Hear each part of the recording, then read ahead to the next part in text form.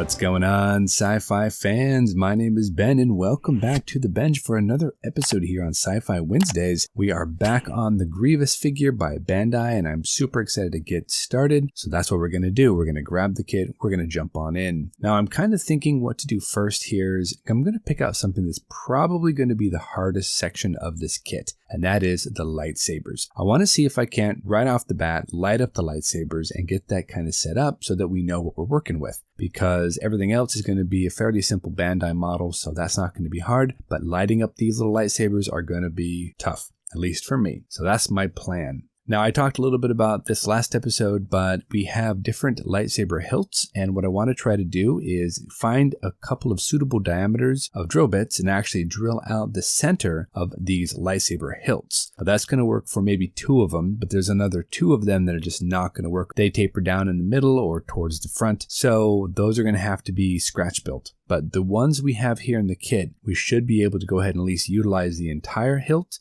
or maybe a part of the hilt, and then we can drill out different sections, bore some holes through the side to go ahead and fish the wires through, and I think we'll be in a good position. So that's what I want to go ahead and do first. We're just going to focus on the lightsabers today, guys, so we're going to really focus in and see what we can do with these. I'm going to grab some drill bits, I'm going to grab my different pin vices.